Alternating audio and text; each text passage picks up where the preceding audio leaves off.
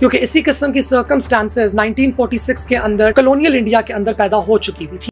आपकी ये दलील अपने आप में तजाद की बेहतरीन मिसाल है, क्योंकि आपने आगे चलकर ये दलील बार बार दी कि मुसलमानों के अलग मुल्क का मतलब हरगिज मजहबी रियासत का क़याम न था। ये मुसलमानों का मुतालबा नहीं था कि मजहबी रियासत का। अब आप कह रहे हैं कि मजहबी सोचे खिलाने से पकड़ लिया। इंस्टीट्यूशंस को रिलीजियस कैरेक्टरिस्टिक देना, ख़ुसूसी तौर पे उन एनिमेट इंस्टीट्यूशंस को जिनका मकसद है तमाम लोगों को इक्वालिटी के साथ सर्व करना, not only is it dangerous but it is also impractical and frankly stupid.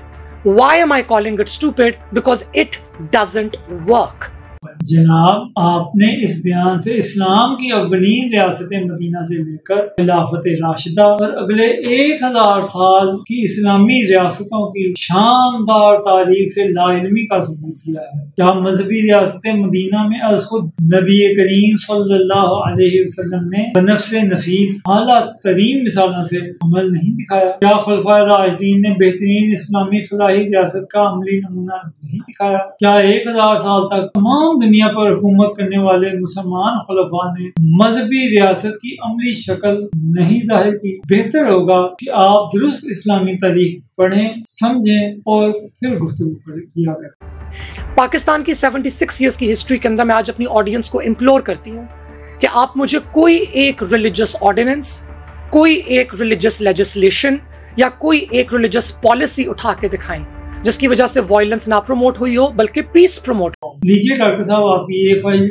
पूरी किए देते हैं। हम इस्लामिक कवानीन की वो मिसालें जिनसे अमन में इजाफा हुआ आईने पाकिस्तान से ही देंगे। आईने पाकिस्तान का आर्टिकल 3 कहता है मुमलिकत इस्तेहसाल की तमाम अक़साम का खात्मा करेगा। आर्टिकल 8 कहता है बुनियादी हकूक़ के मुनाकिस या मुखालिफ कवानीन काबिल तंसीख होंगे। आर्टिकल 20 हर शहरी को अपने मजहब की पैरवी करने, उस पर अमल करने और उसकी तबलीग करने की आज़ादी होगी। हर मजहबी गिरोह और उसके फिरके को अपने मजहबी दायरे कायम करने, उनको बरकरार रखने और उनका इंतजाम करने का इख्तियार होगा। वक्त के इख्तिसार की वजह से फिलहाल इतनी ही काफी है। याद रहे कि ये सब इस्लामी कवानीन है, शरीयत के असूलों के मुताबिक है। ये सब ऐन शरई कवानीन है। वाज़ेह करती हुई चलूं कि I am not anti theistic and I am not anti religion. जनाब डॉक्टर साहब, इतना झूठ भाई। जब आप एथिस्ट यानी खुदा के वजूद के मुनकर हैं, यानी खुदा मुखालिफ हैं, और इसी तसलसल में मजहब